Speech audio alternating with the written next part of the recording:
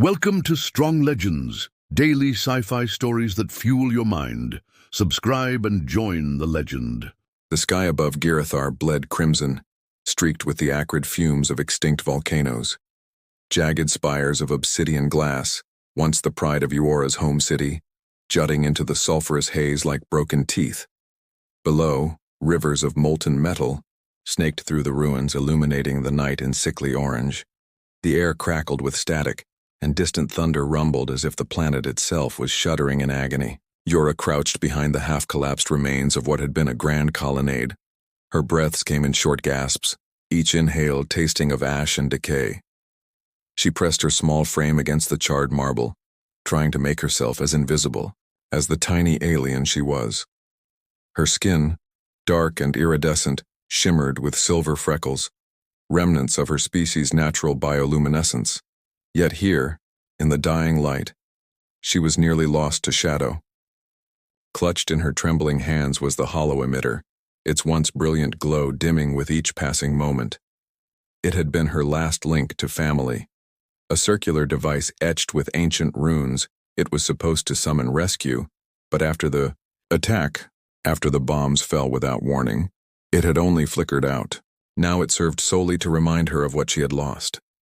High above, the evacuation fleet, sleek silver vessels of the Coalition, scoured the skies.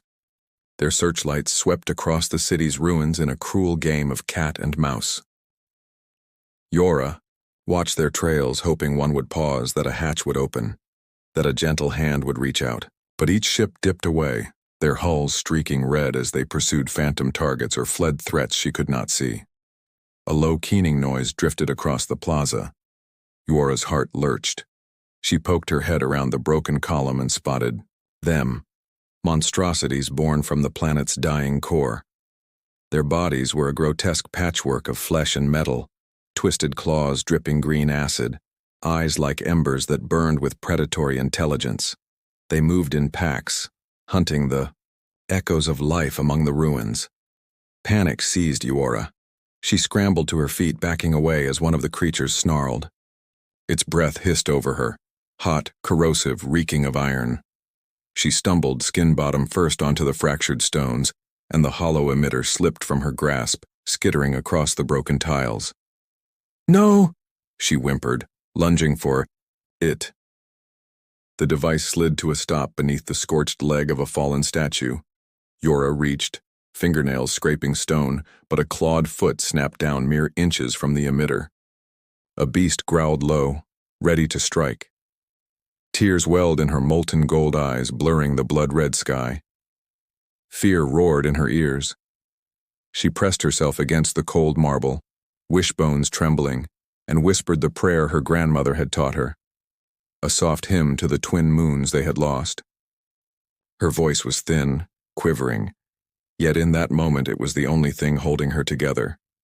Behind her, a sudden burst of energy lit the sky. A smaller shuttle, one Eora had never seen before, descended in a spiral of sparks, engines sputtering. It crashed through a distant spire, sending shards of metal glittering like deadly rain. The ground shook, throwing both girl and monsters off balance. The beast bolted toward the new threat, roaring in fury. Eora seized the chance. She darted toward the emitter, snatching it and clamping it to her chest.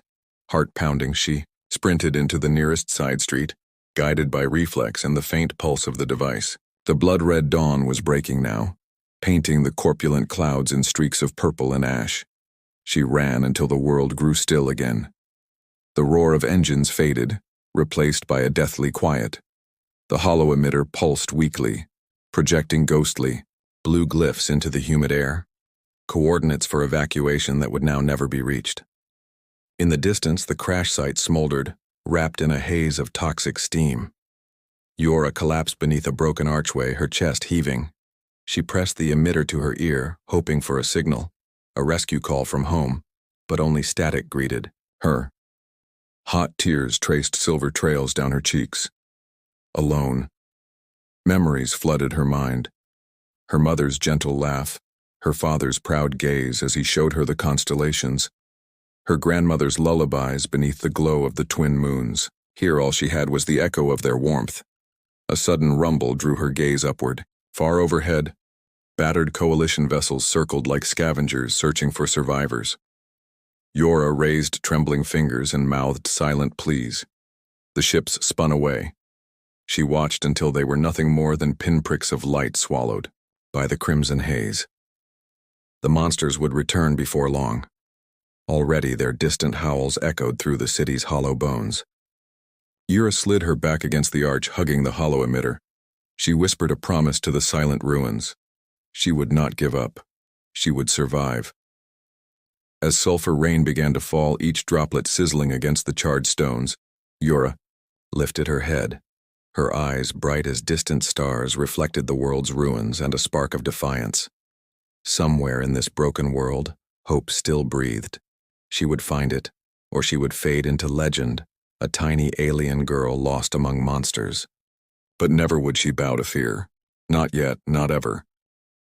Night fell like a shroud over Girathar's shattered skyline. The crimson haze receded to a murky violet, and the sulphurous rain slowed to a damp mist that clung to Yuora's flaxen hair.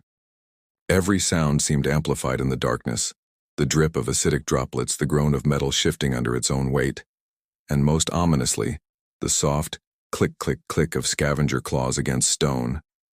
Yora pressed herself into the gaping maw of a collapsed doorway, her small frame almost swallowed by the debris. The hollow emitter's faint glow pulsed against her chest, casting eerie rune-patterned shadows across her face. She held her breath as a pack of scrap beasts slunk past, creatures with too many legs, armor plated in rusted alloy, and bulbous sacs under their throats that squirted toxic vapors when agitated. They moved with low, reverberating clicks, jostling for position, their mutated eyes scanning every nook of the ruin for signs of life. Time stretched as the pack advanced. Wora's heart thundered, her limbs tensing for flight. Yet then a low whistle echoed through the alley, alien, mournful, and strangely melodic. The creatures paused, their clicking stilled. Confusion rippled through them, and one by one, they slunk away, tails tucked beneath armored flanks vanishing into the darkness. Wora dared to exhale. The whistle came again, clearer this time, weaving through the rain's patter like a guiding thread. With trembling fingers, she pressed a button on the hollow emitter. The glyphs flared, projecting a soft blue beam upward. Instinctively, she followed the light onto a narrow ledge above the doorway, just wide enough for her small form. Summoning every ounce of courage, Yora climbed. Her fingers bled from gripping jagged metal, but she did not pause. When she reached the ledge's end, she crawled across the slick surface and dropped silently onto a higher balcony of a ruined apartment block. The whistle ceased, replaced by a distant clatter, someone or something moving purposefully. She crouched behind a rusted pipe and peered around. In the dim glow, she saw them. Two more of her kind. Slender, graceful figures draped in tattered ceremonial robes, their skin pale under the hollow emitter's glow. They cupped their hands at throat level, fingers dancing in rapid sequences, as if weaving a spell. Their mouths opened and the same haunting whistle poured forth, echoing against broken walls. Wora's eyes lit with recognition. The call of survivors, a forgotten rescue signal taught to every child of her world. It was said to lure rescue drones and friendly scouts, but also to disorient the beasts born from the planet's suffering. She pressed her hand to her lips, stifling a cry of hope. The two strangers paused in their song, heads tilting as if sensing another presence. Without thinking, Yora stepped forward. The second she emerged, the two turned, and for a heartbeat she expected hostility. Instead, the taller one's bioluminescent freckles flared like welcoming beacons. She beckoned Yora closer with a graceful arc of her hand. The second figure produced another hollow emitter, its glow weak and sputtering, casting their faces in ghostly relief. "We thought no one else had survived," the taller one said in a voice like wind through shattered glass. Even without translation, Yora felt the warmth behind the words. She whispered her name. Yora. The stranger smiled. "I am Karis, and this is Arlo. We are searching for other survivors. The city is dying, but hope lingers in the forgotten tunnels." Karis reached into a pouch at her waist and withdrew a small crystalline shard. She pressed it to Yora's hollow emitter, and the two devices hummed in resonance. A constellation of new glyphs blossomed in the air, a map illuminating hidden passages below the city's surface. Yora's eyes widened. That labyrinth of tunnels was rumored to shelter ancient archives and, more importantly, the dormant. Rescue drones sealed within the old maintenance bays. If they could reach them, perhaps they could send a genuine distress call before Girathar's core imploded completely. Above, thunder rumbled, and the ground trembled. Yora glanced toward Yaw, the sky. The evacuation fleet had not returned. The monsters would soon prowl again, and the tunnels were treacherous, filled with collapse-prone corridors and magnetic fields that could fry any unshielded tech. Arlo produced a coil of cable from his pack. "For stability lines," he explained, draping it over his shoulder. Then he offered one end to Yora. "You must be careful. These passages are unforgiving." Yora took the cable with both hands. Though her body still quaked with fear, a spark of determination flared within her. She tightened her grip and nodded. "I'm ready." Together, the trio climbed down through a fractured alcove into the maw of the underground. A wave of stale, damp air enveloped them. The holomap's glyphs danced along the corroded walls, guiding their steps past flooded shafts and collapsed girders. Their boots splashed through puddles tinted silver by mineral runoff. The silence was so complete it pressed on their ears, until even the drip of distant water sounded like cannon fire. In the flicker of the emitters, Yora caught sight of ancient mural fragments, vibrant scenes of her ancestors living in harmony under two moons. Each image was a reminder of what Girathar once was, and what it could never be again. Her heart ached, but she swallowed the sorrow. There was work to be done. At last, they reached a sealed maintenance bay door, its panels twisted and scorched. Karis placed her hand on a touch-sensitive glyph, a ritual lock. The door hissed and shuddered as hydraulic systems sputtered and failed, then groaned open, revealing a chamber of dormant drones, their polished surfaces dulled by dust. Arlo slipped inside and pressed a console button. Sparks flew, and one by one the drones' eyes glowed awake. They rotated on their pedestals, scanning the room. Yora stood beside Karis as the drones received their power and aligned sensors toward her. One of the drones emitted a soft tone, then broadcasted a distress signal on every frequency it could muster. The hollow emitter in Yora's hand pulsed in response, its glyphs trilling in harmony. Somewhere above, in the darkening sky, distant engines answered. Yora's pulse hammered as she realized the call had been heard. But the chamber shook, violently, vibrations rippling through the floor. The planet tremored once more, as if enraged by their defiance. Rocks rained from the ceiling, and the maintenance bay door slammed shut. "Hold on," Arlo shouted, gripping Yora's elbow. Karis lunged for a manual override, her fingers dancing across cracked glyphic panels. The door shuddered, then inched open just enough for them to squeeze through. Together, the three dashed back into the corridor, the drone's thrumming warning echoing behind them. As they raced through the labyrinth, the tunnels groaned in protest. The rescue drone's beacon cut through the darkness, a promise of salvation against the encroaching doom. Yora's heart soared with hope, even as the ground threatened to swallow them whole. In the inky blackness, with only whispered breaths to guide them, Yora clutched the hollow emitter and whispered to the twin moons she could no longer see. Hope was alive, she vowed, and she would cling to it, even if the monsters of Girathar sought to extinguish every spark. Dawn's pale light seeped through a fissure in the tunnel ceiling as Yora, Karis, and Arlo scrambled toward the surface. The rescue drones floated behind them, their circular frames humming in low unison. Every breath of the stale underground air felt like a victory, and a warning that time was running out before Girathar's core gave its final cataclysmic shudder. They hauled themselves through a half-buried hatch and spilled onto the scorched grass of an overgrown wildlife preserve, once a sanctuary for bioluminescent ferns now tangled with ash-choked vines. The rescue drones formed a protective perimeter around the exit, their sensors scanning the sky. Yora squinted upward, her chest tightening with anticipation. Somewhere above, she knew, would come the answer to her prayers. A distant thunderclap tore across the heavens and the sky split open as a small spacecraft descended, its engines flaring in sputters of teal flame. It landed with a judder that shook the ground beneath Uwara's feet. A hatch hissed open and a single figure emerged, tall, broad-shouldered, clad in a scuffed flight suit bearing Earth Coalition insignia. He carried no weapon, only a worn helmet cradled in one arm. For a moment, Uwara froze, every lesson in fear surfacing at once. Kara stepped protectively in front of her and Arlo curled a hand around a makeshift staff. The human paused on the rim of the hatchway, visor up, eyes scanning the trio with equal measures of caution and relief. Then he exhaled, as if letting go of a lifetime's worth of tension. "By the twin moons," he murmured, voice gravelly, from disuse. He set his helmet down, revealing sandy hair flecked with ash and kind eyes that crinkled at the edges. I thought we'd lost everyone." The rescue drones hummed louder, and one projected a sequence of luminous glyphs in midair. Uwara recognized the pattern immediately as the universal distress code. Karis's hollow emitter chimed in agreement, its glyphs dancing in response.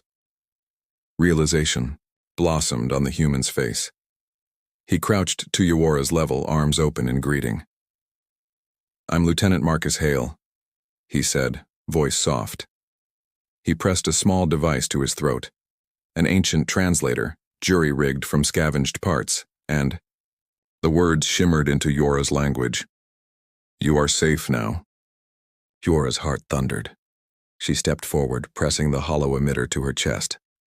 The translator crackled, then yielded a whisper of static-corrected speech in her mother tongue. "Thank you," she managed, voice quavering. Marcus offered, her a ration bar wrapped in silver foil and a canteen of cool water. She accepted both with tentative fingers. Each sip washed warmth through her limbs. Each bite of nutrient gel steadied her nerves. Beside her, Karis and Arlo relaxed, exchanging glances that blended relief with curiosity. Marcus studied them gently. "Where are the others?" he asked, eyes flicking to the dormant drones at the tunnel's mouth. "Are you all that's left?" Arlo cleared his throat. "No," he said. "We're 3 of many survivors, but we activated these," he gestured to the drones, "to signal for help. You answered the call." Marcus nodded, helmet forgotten at his feet. "The Coalition ships detected your beacon hours ago.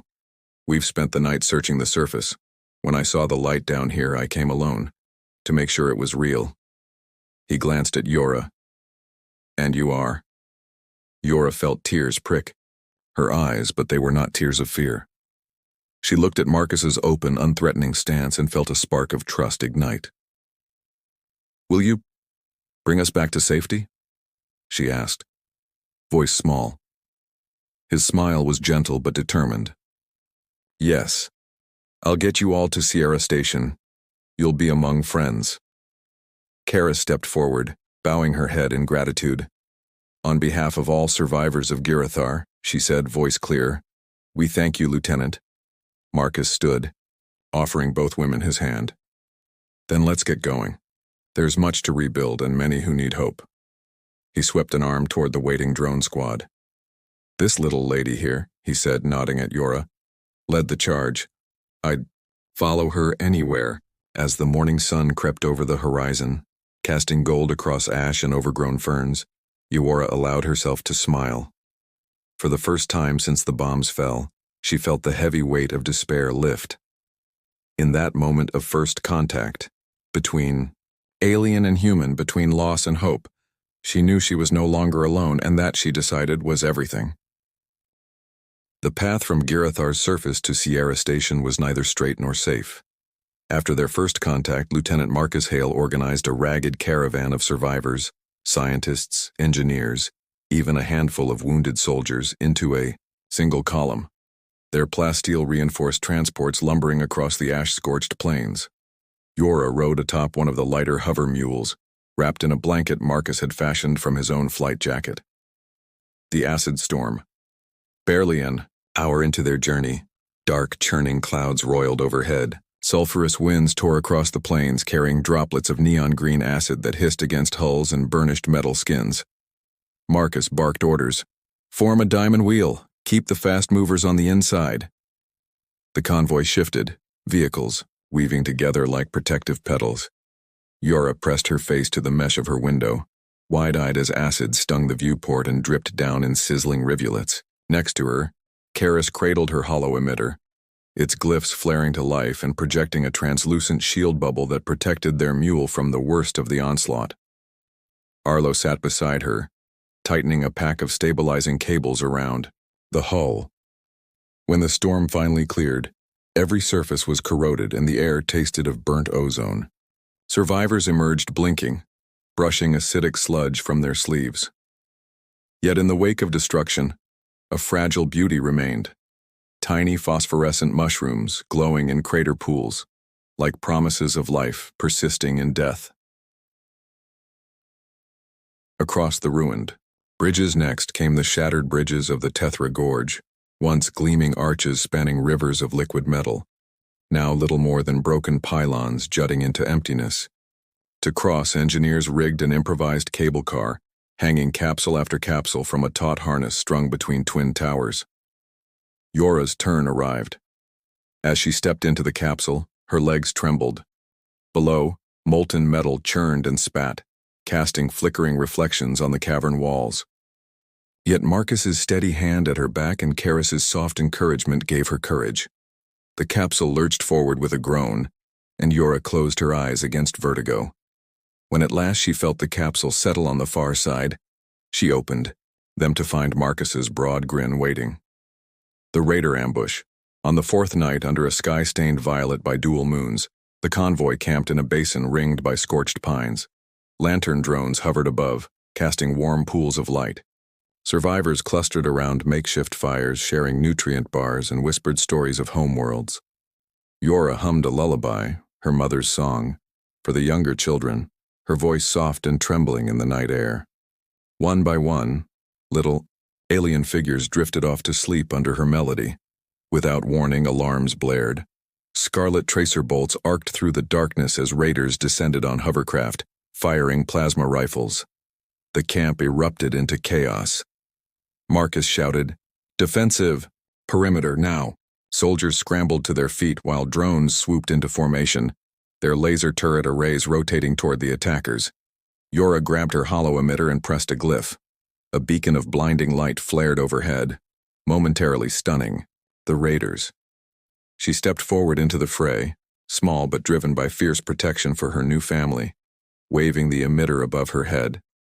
The raiders reeled back, their weapons sputtering in disarray. Marcus dove beside her, deflecting a plasma bolt with the flat of his hand before sending two raiders tumbling with quick, precise strikes. Karis and Arlo flanked Yora, knitting a triangle of defense. In half a heartbeat, the tide turned. The survivors rallied, driving the raiders back toward the tree line. Within minutes, the ambush was broken, raiders fleeing into the night. When calm returned, Marcus crouched beside Yora, gently wiping soot from her cheek. "You saved lives tonight," he said, awe and pride mingling in his eyes. She shook her head, breathless. "We saved each other." Toward the stars. At last, after days of blistering sun and acid storms, the survivors crested the final ridge, and Sierra Station's gleaming silhouette appeared against the horizon, its massive ring habitat casting a silver arc across the sky. Engines of the Coalition transports roared to life, lifting the convoy into airspace as orbital docking clamps engaged. Yora leaned against Marcus's shoulder, her hollow emitter pulsing softly in her lap. Around them, survivors clapped and cheered, tears glinting in every eye. In that moment, after every peril and every loss, she understood the truth of her grandmother's lullaby. Through darkness and monsters alike, light would guide the way, if one only held fast to hope. And so, as the hovercraft docked and airlocks hissed open, Yora stepped forward into the dawn of a new life, one where monsters were left below, and the stars themselves whispered of endless possibility. The boarding ramp hissed open with a soft metallic sigh, and Uora's small form stepped onto the gleaming platform of Sierra Station. Above her, the habitat dome arched high, twinkling with lantern-lit walkways and lush hanging gardens. The air smelled sweet, a careful blend of oxygen and alien florals cultivated among the hydroponic fields. For the first time since she'd awoken beneath Girithar's crimson sky, Uora breathed without acidic sting or sulfurous ash in her lungs. Standing at the foot of the ramp was a procession of faces, humans in crisp coalition uniforms, bioluminescent aliens with wings folded at their sides, and beings of glass and metal whose movements sang like wind chimes. At their center, Counselor Sinthu of the Aravel Collective bowed deeply, her opaline skin rippling in welcome. Marcus knelt beside Uora, placing her hand gently in Sinthu's. The translator at Uora's throat hummed softly as her words emerged clear. "Thank you for bringing me home." A roar of applause rose from the assembled crowd. Uora felt warmth bloom in her chest as she was lifted into Marcus's arms. Around her, the survivors she had traveled with, Karis, Arlo, and the rest, smiled with tears shining like stars. Children, once trembling under acid storms and raider fire, now darted about the gardens, their laughter echoing through arching corridors. The station's gentle hum of machinery and the distant trill of soaring sky drones formed a lullaby of safety and renewal. Later, in the council hall, a vast chamber carved from crystalline panels that refracted light into prismatic rainbows, Uora recounted her journey. She spoke of shattered spires and molten rivers, of monsters born from Girithar's dying heart, and of the friends she found in the darkness.